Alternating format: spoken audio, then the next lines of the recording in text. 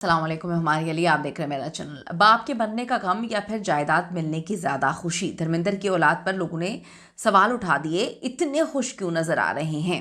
असल गम तो हेमा मालिनी को, जिसे पूछा भी नहीं गया। उनकी बेटियां, जिनको ये भी पता नहीं था कि उनका बाप अब इस दुनिया में नहीं है। घरेलू मुलाजमिन ने घर के अंदर बहुत सारी चीज़ें जो है एक्सपोज की हैं। आज बड़ा इंपॉर्टेंट दिन था जहाँ पर पूरी इंडस्ट्री से लोग आए थे, लेकिन हेमा मालिनी और बेटियां नहीं थी। लोगों ने जो चीज़ नोटिस की, धर्मेंद्र के दोनों बेटे बहुत खुश, बहुत हंसते हुए लोगों के साथ मिल रहे थे, जैसे कि बाप के मरने के बाद लोग मिलने नहीं आ रहे, बल्कि इनमें से किसी की शादी हो रही है और शादी की खुशियां बांटी जा रही हैं। देओल्स के बाद जी हेमा मालिनी ने अलग जो है वो तकरीब मुनक्किद कर दी है। मामला करोड़ों की जायदाद से बहुत आगे का निकल चुका है। हॉस्पिटल में धर्मेंद्र जी जो है वो बेहतर हो रहे थे। एकदम से फार्म हाउस पे शिफ्ट होने के बाद ऐसा क्या हुआ कि उनकी डेथ हो गई और 12 से 13 घंटे तक उनकी डेथ को जो है वो छुपाया भी गया। मुलाजमीन ये दावा कर रहे हैं। आज की वीडियो में इस पर बात करते हैं कि ये खुशी किस चीज़ की है। जो तस्वीरें दिखाई गई हैं, जो तस्वीरें निकल के सामने आई हैं, उसमें सनी और बॉबी देओल इतने खुश नज़र क्यों आ रहे हैं? रिक्वेस्ट है चैनल को सब्सक्राइब करें, वीडियो को आखिर तक मुलाहिजा ज़रूर फरमाएगा। धर्मेंद्र ने जी आप सबको पता है कि बड़ी मुश्किल ज़िंदगी काटी है। ही मैन तो थे, पैसा भी बहुत कमाया, इज्जत प्यार सब कुछ कमाया, लेकिन मुश्किलात से लड़ते लड़ते वो गए हैं। कंट्रोवर्सीज हमेशा से उनकी ज़िंदगी में रही हैं। ये जो फैमिली है वो नहीं चाहते थे कि कभी टूटे, लेकिन कभी ये फैमिली जुड़ी ही नहीं और उनकी ज़िंदगी में उनको बहुत अच्छे से पता था कि ये दो अलग अलग फैमिलीज़ हैं जो हमेशा अलग अलग ही रहेंगी। उनकी डेथ के फ़ौरन बाद ही हिंदू मुस्लिम, फिर उनके दफनाने और जलाने की कहानियाँ, फिर जायदाद की तकसीम से लेकर बहुत सारे तनाज़ात जो हैं वो सर उठा चुके हैं। बॉबी और सनी देओल ने एक ताज़ियती तकरीब में बॉलीवुड स्टार्स को बुलाया, जो कि इनकी कोई रस्म होती है, तीजे की रस्म होती है। बनने के बाद जो है लोग आते हैं और आके फिर पूजा वगैरह की जाती है। उसमें हेमा मालिनी और उनकी बेटियाँ इनवाइटेड ही नहीं थी और उन्होंने शिरकत नहीं की। अब हेमा मालिनी ने ईशा और एहाना देओल के साथ धर्मेंद्र के लिए एक अलग जो है इस तरह की तकरीब जो है वो रखी है, उसका इनकाद किया गया है। उसमें डेफिनेटली सनी और बॉबी देओल नहीं होंगे। हेमा मालिनी और उनकी बेटियों ने मुकम्मल बॉयकआउट इस वक्त किया हुआ है। घरेलू सोर्सेज के मुताबिक हेमा मालिनी चाहती थी कि धर्मेंद्र का इलाज हॉस्पिटल में जारी रहे, क्योंकि जब बताया गया कि वो वेंटिलेटर पे, उनकी तबीयत ठीक नहीं है, उनकी डेथ की खबरें भी निकल के सामने आई, तो क्या उस वक्त उनकी डेथ हो चुकी थी? ये भी लोग सवाल उठा रहे हैं। इंडियन मीडिया इस पे ज़्यादा इसलिए चर्चा नहीं कर रहा कि सनी देओल के गुस्से से सब वाकिफ़ हैं। सनी देओल चीज़ें उठा के फेंकना शुरू कर देते हैं और मीडिया पर बड़े ज़्यादा बरसे थे जब फार्म हाउस के बाहर मीडिया कवरेज कर रहा था और काफ़ी बदतमीज़ी की थी, काफ़ी तोड़ फोड़ भी की गई थी।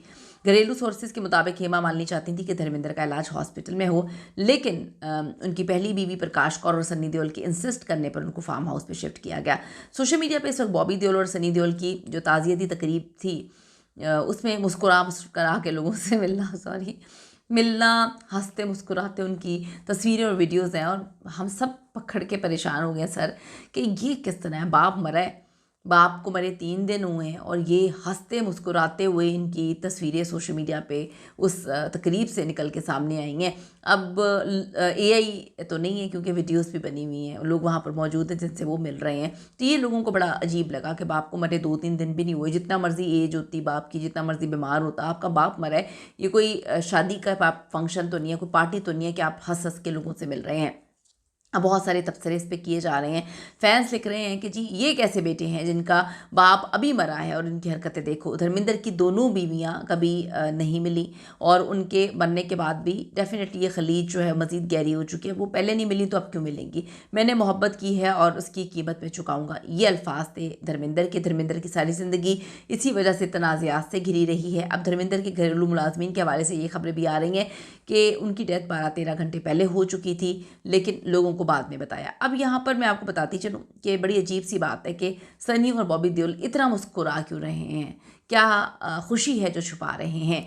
ये लोगों ने नीचे लिखना शुरू कर दिया। लोगों ने लिखा कि ऐसा नहीं होना चाहिए था कि आखिरी वक्त में धर्मेंद्र के साथ जो सलूक किया गया, उनको उनकी बीवी से नहीं मिलने दिया गया, जिनके लिए उन्होंने ज़िंदगी में बड़ा कुछ बर्दाश्त किया, उनकी बेटियों से नहीं मिलने दिया गया, और कुछ हकाइक ऐसे हैं जो जानना ज़रूरी है। धर्मेंद्र अपनी फिल्मों और कामयाबी के साथ जो है एक कारोबारी शख्सियत भी हैं, बड़ी उनकी जायदादें हैं, बड़े उनके कारोबार हैं, अभी भी वो बड़े कारोबारों पे काम कर रहे थे।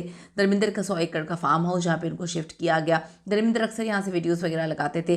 गाड़ियों से मोहब्बत अलग चीज़ है। उन्होंने बिज़नेस शुरू किए हुए खाने के हवाले से, रेस्टोरेंट्स अलग चीज़ें हैं। उन्होंने अपना जो है वजीता फिल्म्स की बुनियाद रखी है। उन्होंने 1983 में अपने बेटों को उधर से लॉन्च किया है। धर्मेंद्र का जो अंदाज़ा नेटवर्थ है 450 करोड़ है भारतीय रुपए, और बहुत कुछ उनका है जो इस वक्त चल रहा है। उनके बिज़नेस बहुत अच्छे चल रहे हैं। देओल ख़ानदान की अगर मजमूई हम जायदाद की बात करें तो तकरीबन 1,000 करोड़ रुपए से ज़ायद के ये लोग मालिक हैं। सनी देओल और बॉबी देओल भी कारोबार वगैरह करते हैं। तो ये 1,000 करोड़ तकसीम होगा या नहीं, और अगर तकसीम होगा तो क्या बराबर में तकसीम होगा? और ये जो खुशी नज़र आ रही है इस वक्त सनी देओल और बॉबी देओल के चेहरे पर, ये खुशी किस चीज़ की है? बाप के मरने की या जायदाद की? लोग ये सवाल कर रहे हैं। अपनी कीमती राय ज़रूर दीजिएगा। See you in the next video.